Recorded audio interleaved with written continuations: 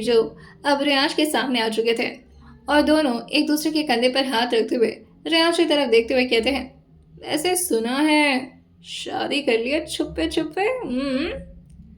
Riyansh magazine को के पन्ने को टर्न करते हुए कहते हैं, आप दोनों ने तो शोर मचा करके शादी की थी, कोई फायदा हुआ उसका? दर्शन और वीर एक दूसरे के चेहरे को देखते हुए कहते हैं, क्या जवाब देता है यार ये? वीर जो कहता है, एकदम मुंह सिल जाता है मेरा तो। वहीं अभी यहाँ पर रियांश, वीर और दर्शन में कॉन्वर्सेशन चल ही रही थी कि तभी पीछे से वासना जो सीढ़ियों की तरफ देखते हुए कहती है, लो जी आ गई हमारी प्यारी सी क्यूट सी भाभी। ये सुनकर रियांश के चेहरे पर अपने आप ही मुस्कुराहट छा गई थी। जिया के लंबे घने बाल जो कि इस वक्त खुले हुए थे और वो हल्का हल्का रेडिश ब्लैक थे।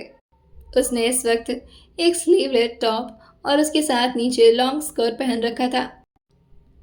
जैसे ही वासना की आवाज दर्शन और वीर के कान में गई थी, वो दोनों भी पीछे मुड़ गए थे और दोनों अपने कदम को उसी तरफ आगे बढ़ा लेते हैं। रियांश अभी पढ़ तो मैगजीन रहे थे, लेकिन अब उनका दिमाग अपनी जिया पर जाकर के ठहर गया था कि आखिर ये दर्शन और वीर जिया से क्या बात करने जा रहे हैं।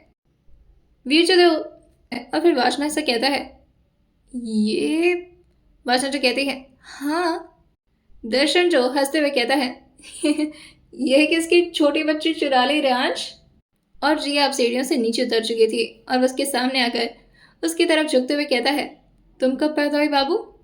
वीर भी हंसते हुए कहता है, हाँ देखकर तो ऐसा लग रहा है 12-13 साल की लड़की है। मेरे शादी का मतलब भी जानते हो आप? हाँ, जिया की हाइट उतनी लंबी नहीं थी, लेकिन फिर भी वो इतनी भी छोटी नहीं दिखती थी जितना कि वीर और दर्शन उसको जता रहे थे।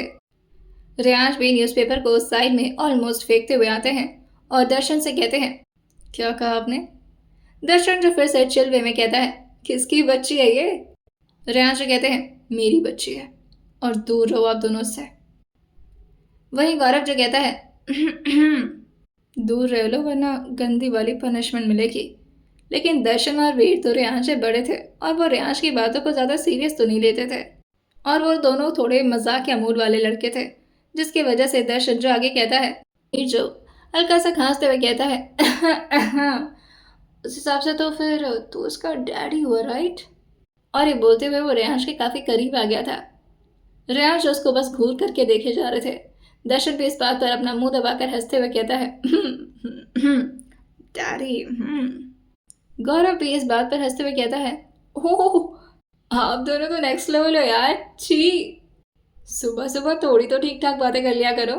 प्रार्थना जी और जितेंद्र जी से बच्चे को देखकर आंखों ही आंखों में इशारा करते हैं। जितेंद्र जी जो कहते हैं, हमें यहाँ से चलना चाहिए, चीज़ें कुछ आउट ऑफ सिलेबस जा रही हैं, हमारे पल्ले नहीं पड़ेंगी।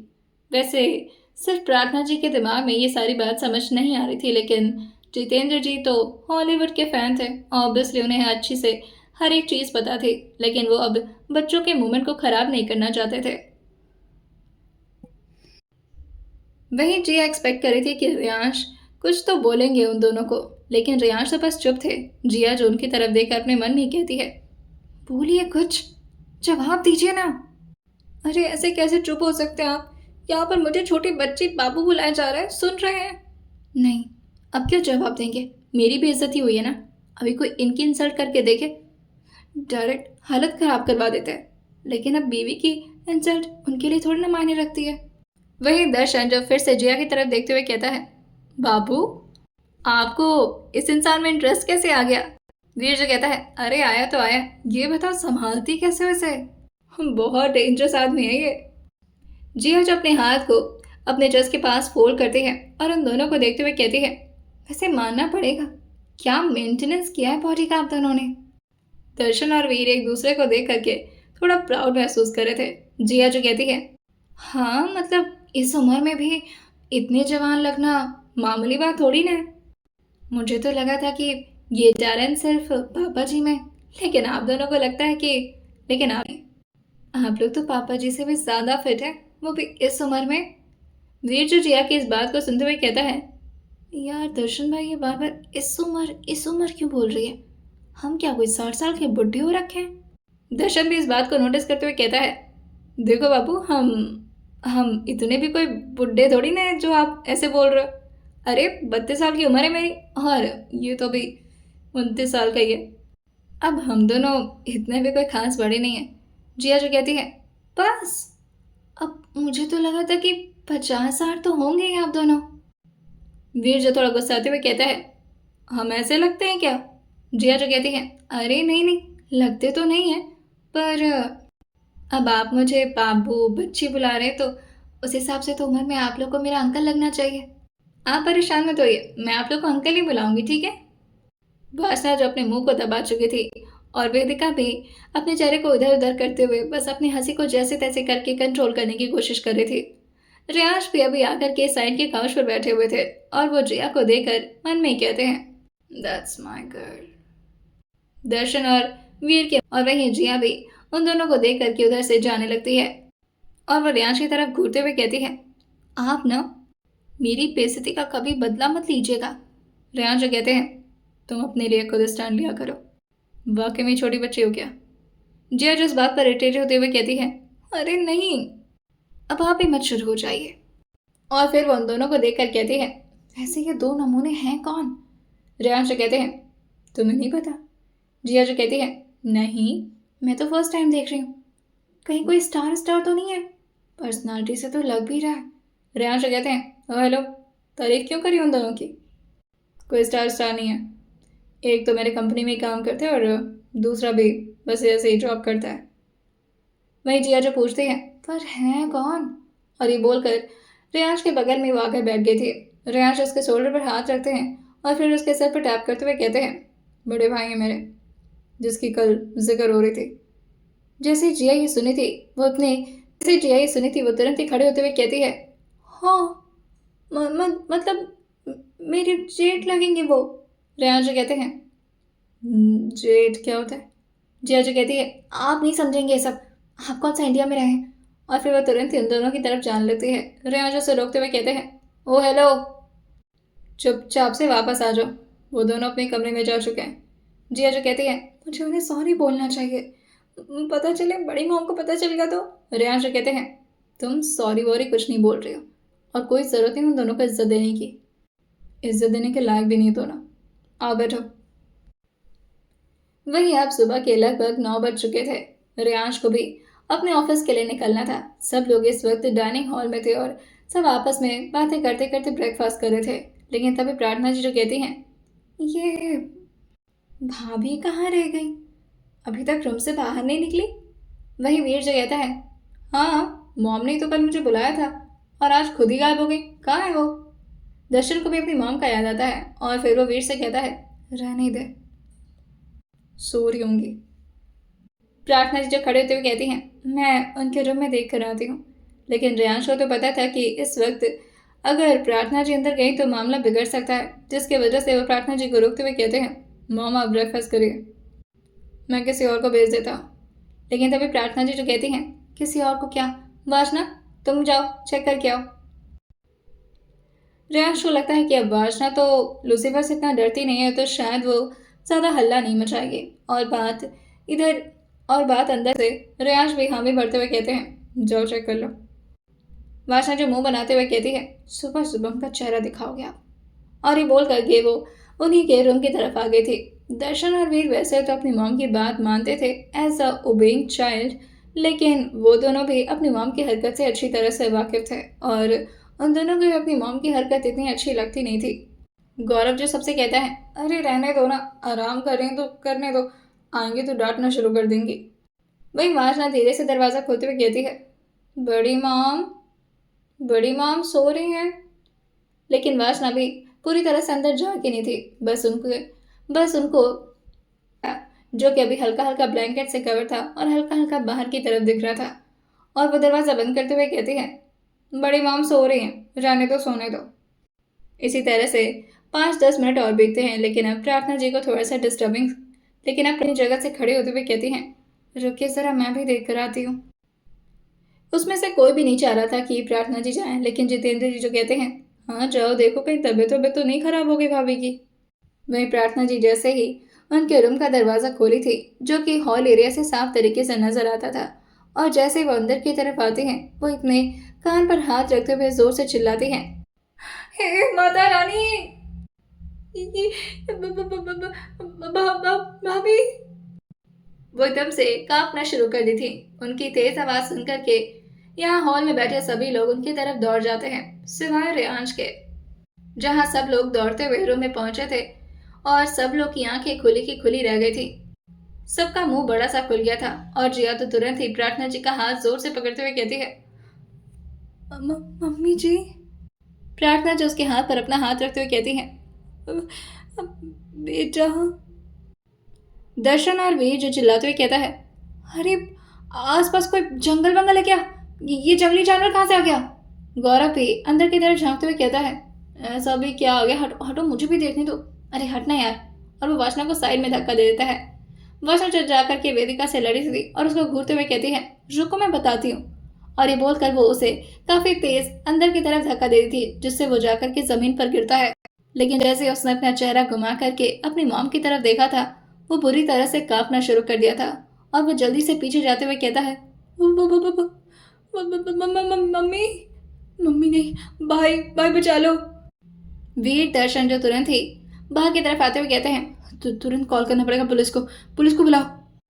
लेकिन तभी रेयांश जो बहुत ही रिलैक्सली, जितेंद्र जी भी अभी साइड में खड़े थे और वो रेयांश को देखकर उनके कंधे पर टैप करते हुए कहते हैं, आप भी ना सबको डरा देते हैं, क्या करते हैं आप?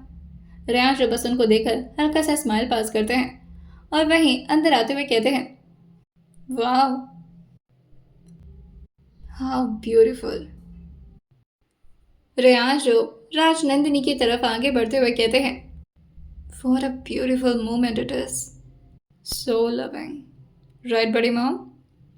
उनकी आंखें इस वक्त खुली हुई थी, लेकिन उनकी आंखों की पुतलियां भी इधर से उधर नहीं हिल पा रही थी। रेयांश जो एक चेयर को लेते हैं और उनके ठीक बगल में आकर के चेयर पर बैठते हैं और एक पैर को दूसरे पैर पर चढ़ाते हुए अपनी गर्दन को टिल्ट करके अपनी बड़ी मॉम के चेहरे की तरफ ध्यान से देखते हुए कहते हैं, you have really a pure soul. इसी वजह से तो आप लूसीफर को इतना पसंद आए। आपको पता है, ये ऐसे किसी के इतना करीब नहीं चाहता, और अगर कोई अनजान हो तो उसके करीब तो बिल्कुल नहीं। और कितना प्यार से सो रहे हैं आपके ऊपर। लूसीफर इस वक्त राजनंदिनी जी के पेट की तरफ बैठा हुआ था और उसने अपने दोनों पंजे को ऊपर उनके गर्दन के पास रखा हुआ था। वैसे हर्ट करने के इरादे से नहीं, बल्कि वो पूरी तरह से फैलकर राजनंदिनी के ऊपर सो रहा था। वैसे उसकी आंखें खुली हुई थी और वो टुकुर टुकुर राजनंदिनी जी को ही देख रहा था। उसने अपने चेहरे को अपने हाथों के पास रखा हुआ था और राजनंदिनी के चेहरे से उसकी नजर हट ही नहीं रही थी। बेचारी राजनंदिनी जी जो सांस भी ठीक से ले नहीं पा रही थी, इस वजह से नहीं क्योंकि लूसीफर ज्यादा भारी था, बल्कि इस वजह से क्योंकि उनकी हालत खराब होती जा रही थी। उन्हें इतना ज्यादा डर लग रहा था। उन्हें लग रहा था कि अगर वो गलती से भी हिली तो ये शेर का बच्चा उन्हें खा ही जाएगा। गौरव जो दर्शन के हाथ पकड़ते हुए कहता है, ये भाई इतना रिलैक्स कैसे है? ये नहीं समझ क्यों नहीं आ रहा कि वो शेर है। लेकिन वासना जो उसको देखते हुए कहती है, नॉनसेंस, जरा भी कॉमन सेंस नहीं है तुम्हारे पास? शेर नहीं, टाइगर का बच्चा है वो। वीर जो वासना की तरफ देखकर कहता है, सीरियसली इस वक्त तुम जनरल नॉलेज पढ़ा रही हो? मॉम की जान हलक में आकर अटकी होगी भाई। लेकिन तभी रेयांश और वीर को देखते हुए कहते हैं, ऐसा कुछ नहीं, बड़ी मॉम तो इतना एंजॉय कर रही हैं कि इनकी नज़र भी लूसीफर से हट नहीं रही है ना बड़ी मॉम? आई थिंक हमने इन दोनों को डिस्टर्ब कर दिया, सोने दो। और फिर वो लूसीफर के सिर पर टैप करते हुए कहते हैं, तुम भी आराम से सो जाओ। वो भी बाहर निकलने वाले थे, लेकिन तभी राजनंदिनी जी जो धीरे से हिम्मत करते हुए कहती हैं, बस उनके मुंह से इतना ही निकल पा रहा था क्योंकि उनके अभी होंठ बंद थे। उनकी हिम्मत नहीं हो रही थी कि वो अपने होंठ को खोलकर कोई शब्द बोल सकें। रेयांश उनके चेहरे की तरफ देखते हैं तो धीरे से वो अपनी आंखों की पुतलियों से इशारा करती हैं, लूसीफर को हटाओ यार। ऐसा उनकी आंखों से लग रहा था, लेकिन राज जानबूझकर के उनकी बात को ना समझ करते हुए कहते हैं, क्या कहना चाह रही हैं आप? वो इशारे से ही लूसीफर को बार बार अपने ऊपर से हटाने की बात कर रही थी। लेकिन तभी रेयांश उनके चेहरे के पास आते हुए कहते हैं, कल मेरी बीवी के कैरेक्टर के बारे में बहुत कॉन्फिडेंट वे में बातें कर रही थी, आज तो आपके मुंह ही नहीं खुल रहे। और फिर से वो चेयर को उनकी तरफ खींचते हुए कहते हैं, बताइए, जिया कैसी लगती है आपको? जिस हालत में इस वक्त राजनंदिनी थी, उस हालत में वो जवाब क्या देती? लेकिन तभी रेयांश जो कहते हैं, बताइए बड़ी माँ, जब तक आप नहीं बताएंगे लूसीफर आपके ऊपर से हटने वाला नहीं है। और एक और सीक्रेट बात बताता हूँ, ये उसके फ्रेश होने का टाइम है। पता चले आपके ऊपर ही ये सब। छी छी छी। नंदिनी जी धीरे से अपनी आंखों को रेयांश की तरफ करती हैं और अपने सर को बस हाँ में हिलाती हैं। रेयांश जो कहते हैं, हाँ क्या बोल रही हैं? बताइए आपको जिया कैसी लगती है? जैसे तैसे करके हिम्मत करते हुए राजनंदिनी जी ने अपने कांपते हुए होठ को खोला था और वो धीरे से कहती हैं, बहुत अच्छी, बहुत अच्छी है वो, बहुत प्यारी है। हटाओ इसे रेयांश। रेयांश कहते हैं, आइंदा से उसके खिलाफ कुछ बोलेंगी आप? राजनंदिनी जी जो अपने चेहरे को ना मिलाते हुए कहती हैं, ना। रेयांश कहते हैं, वेरी गुड, लेसन लर्न्ड। और फिर वो लूसीफर को अपनी गोद में उठाते हुए कहते हैं, आई नो कि ये तुम्हारी फेवरेट बन चुकी हैं, पर स्टिल इतना भी क्लोज जाने की जरूरत नहीं है। वहीं जैसे ही लूसीफर उनके ऊपर से हटा था, राजनंदिनी जी जो उठने की कोशिश करने लगती हैं, वैसे तो उनके हाथ पांव इतने ठंडे पड़ चुके थे कि थोड़ी देर तो वो उठ भी नहीं पा रही थी। रेयांश थोड़ा पीछे जाकर थोड़ी तेज आवाज में कहते हैं, वैसे आपको पता है बड़ी मॉम, लूसीफर को आप काफी पसंद आई हैं। उसे तो आपको देखकर अपने फेवरेट डिश की याद आ रही है। ये सुनकर के तो जितना राजनंदिनी जी उठने की कोशिश की थी, वो फिर से पीछे धड़ाम से गिरती हैं और फिर से पेलों से टिक जाती हैं। रेयांश जो इशारे में अपनी आंखों से उनको वार्न करते हैं और फिर आगे कहते हैं, ध्यान से, कहीं ऐसा ना अगली बार आपको अपना ब्रेकफास्ट समझ करके हजम कर जाए। और ये बोलते हुए वो जैसे ही बाहर की तरफ आते, सब लोग पीछे की तरफ भागना शुरू कर दिए थे। गौरवता और वेदिका भी एक दूसरे का हाथ पकड़ ली थी। वासना जो वेदिका से कहती है, तुम तो नहीं डरती थी ना वेदिका, तुम तो इसे गोद में लेकर घूमती थी। वेदिका जो वासना की तरफ देखकर कहती है, तुम भी तो लेकर घूमती थी, लेकिन डर तो दोनों को लगता ही है ना। वासना जो कहती है, सेम सेम। और जैसे जैसे लूसीफर आगे बढ़ रहा था, सब लोग काफी तेज दौड़ने लगे थे, इवन दर्शन और वीर भी। प्रार्थना जी भी इस वक्त जितेंद्र जी के पीछे आकर छुपते हुए कहती हैं, माता रानी, ये अपने सवारी को अपने पास क्यों नहीं बुला लेती? जितेंद्र जी जो कहते हैं, माता रानी ने ही उन्हें यहाँ पर भेजा है ताकि हमारे परिवार की रक्षा हो सके। आप खामखा उससे डरते हैं। बाहर इतनी तेज अफरा तफरी फैली थी कि गौरव दोबारा से धड़ाम से फ्लोर पर गिर जाता है और रेयांश ठीक उसके सामने से ही आ रहे थे। वो लूसीफर को नीचे छोड़ते हुए कहते हैं, हैव फन। और ये बोल करके वो अपने ऑफिस के लिए जाने लगे थे। वहीं कुणाल जो उनको लेने के लिए आया था, कुणाल भी अंदर आकर के घर की हालत देखकर हंसते हुए कहता है, सर ये लूसीफर के तो अलग ही एंटरटेनमेंट मिलता है आपके घर वालों से। रेयांश जो कहते हैं, अच्छा ही है, फ्री का एंटरटेनमेंट मिल रहा है उसे, और उससे भी ये सब करने में मजा जो आता है। लेकिन तभी कुणाल जो रेयांश से कहता है, सर पर जिया भी घबरा रही है। जिया जो बस अपने पैरों को ऊपर काउच की तरफ रखी थी और इस वक्त उसके बगल में वेदिका वासना बैठी हुई थी। वो अपने आप को बहुत जोर से कदर की हुई थी और अपनी आंखें भी जोर से बंद कर ली थी। दोनों की दोनों उसको पकड़ते हुए कहती हैं, कुछ नहीं होगा भाभी, वो इतना भी खतरनाक नहीं है। जिया जो कहती है, तो फिर उसके पास जाकर चिपक जाओ ना उससे, मुझे क्यों पकड़े हुए हो? वेदिका जो कहती है, मुझे तो सोच सोच कर ही डर लग रहा है, अगर किसी दिन इसे मेरे खून का टेस्ट मिल गया तो क्या होगा? वासना जो कहती है, शुभ शुभ बोलो पागल। रेयांश अपनी जिया को देखकर कहते हैं, डरने दो थोड़ा उसे भी। लेकिन वो इस तरह से जिया को ज्यादा देर देख नहीं पाते और लूसीफर से कहते हैं, लूसीफर कम हियर। अभी वो दर्शन के पीछे पीछे भाग रहा था और दर्शन वीर के साथ आगे बढ़ते हुए अपने रूम की तरफ भागने की कोशिश कर रहा था। लेकिन जैसे वो अपने रूम की तरफ आता और दरवाजा खोलता, उससे पहले ही लूसीफर उसके सामने आकर बैठ गया था और अपने गर्दन को हल्का सा एक तरफ घुमा लेता है। वैसे देखने में वो काफी क्यूट लग रहा था, लेकिन था तो वो टाइगर का प्रजाति और क्यूट नहीं था, उसके खतरनाक ऑरा के लिए वो जाना जाता था। लेकिन रेयांश के बोलते ही तुरंत ही लूसीफर उनकी तरफ भागता है और अपने दो हाथ को उठा करके रेयांश की तरफ करता है। रेयांश उसे अपने गोद में उठाते हुए कहते हैं, नो मोर बदमाशी, अब बहुत हो गया, जाओ रेस्ट करो। और मैंने तुम्हें कहा था डोर पर रहने के लिए और बड़ी मॉम से दूर रहने के लिए, तुम तो उनके सीने पर ही जाकर बैठ गए। अगर उन्हें कुछ हो जाता कुछ भी हो जाता तो मेरा रिसेप्शन कैंसिल हो जाता ना। कुणाल उनकी बात को सुन करके अपने चेहरे को हल्का सा नीचे करके हंसता है और अपने चेहरे को बस हिला देता है। वह एक स्टाफ दौड़ कर रियांश के ऑर्डर पर आती है और लूसीफर को अपनी गोद में उठा करके उसे उसके रूम की तरफ ले जाती है। उसका रूम बहुत ही नेचुरल तरीके से बनाया गया था। वैसे भी उसे आए हुए ज़्यादा टाइम नहीं हुआ था रियांश के पास, अभी वो कुछ ही महीने का था, जिसकी वजह से वो छोटे से अपने रूम के गार्डन को भी काफ़ी इंजॉय करता था। उसका रूम वैसे तो सारे रूम के कंपैरिजन में सबसे बड़ा था। अंदर नेचुरल ग्रास से पूरी तरह आसपास के जगहों को घेरा गया था ताकि लूसीफर को वहां रिलैक्स महसूस हो। आइए जानते हैं आने वाले एपिसोड में क्या होगा और क्या होगी राजनंदिनी जी की हालत दोबारा से लूसीफर को देखकर। आइए जानते हैं अब आने वाले एपिसोड में क्या होने वाला है और सुनते रहिए माफिया चैप्टर 5 सिर्फ और सिर्फ स्टोरी विद सौम्या के साथ।